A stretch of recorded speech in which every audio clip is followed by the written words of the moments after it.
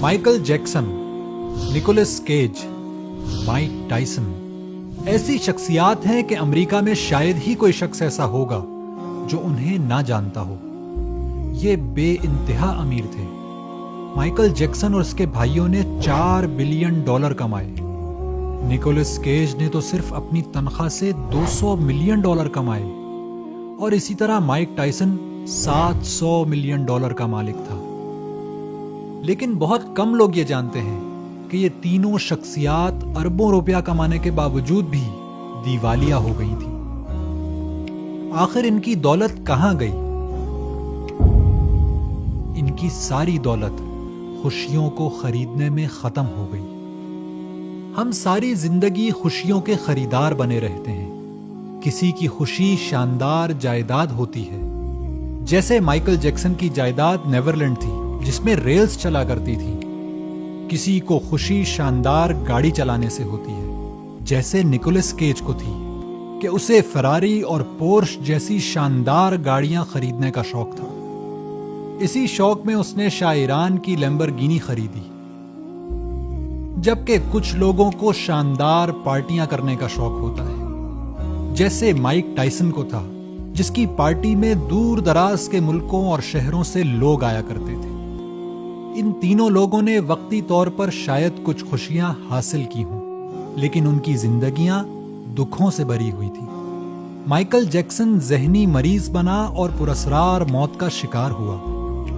Nicolas cage شراب کا Russia ہوا اور اس کا علاج کرانا پڑا، جبکہ مائک ٹائسن کو اپنی پارٹیوں میں نشے کی حالت میں غلط قسم کی حرکتوں کی وجہ سے 3 سال کے لیے جیل جانا پڑا۔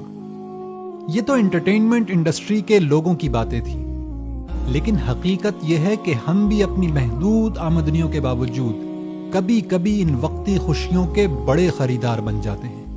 بڑی اسکرین کے ٹی وی، شاندار فرنیچر، زیورات، قیمتی موبائل سیٹ، برانڈڈ کپڑے اور جوتے ہماری خوشیوں کا معیار بن جاتے ہیں، لیکن کچھ وقت نہیں گزرتا کہ یہ سب چیزیں بے وقت رہ جاتی ہیں۔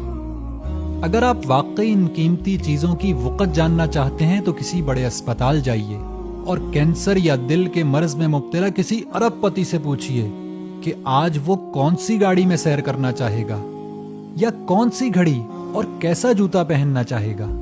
کسی ایسی 90 سالہ دولت مند خاتون سے پوچھئے جنہیں روز نرس کھانا کھلاتی ہو کہ آج آپ کون سا ہیرے کا ہار پہننا چاہیں گی، یا پھر کسی قبرستان میں جا کر ان بڑی بڑی جائیدادوں کے مالکان سے پوچھئے کہ کیا آپ کو پتہ ہے کہ آپ کے جانے کے بعد آپ کی جائیدادوں کا کیا بنا، یا آج آپ کی قبر کتنے ایکڑوں کی ہے۔ مسلمانوں، اس غفلت اور دھوکے کی زندگی سے اللہ کی پناہ مانگو۔ حقیقت یہ ہے کہ سچی خوشی اللہ کے حضور وہ ایک سجدہ شکر ہے جس میں آپ کو اللہ یاد آیا اور آپ کی آنکھوں سے بے اختیار آنسو نکل آئے۔ اللہ کی محبت میں نفلی روزہ رکھنا خوشی ہے۔ اپنے والدین کو مسکرا کر دیکھنا سچی خوشی ہے۔ گھر میں داخلے کے وقت آپ کی بیوی کا آپ کو خوش ہو کر دیکھنا ایک بڑی خوشی ہے۔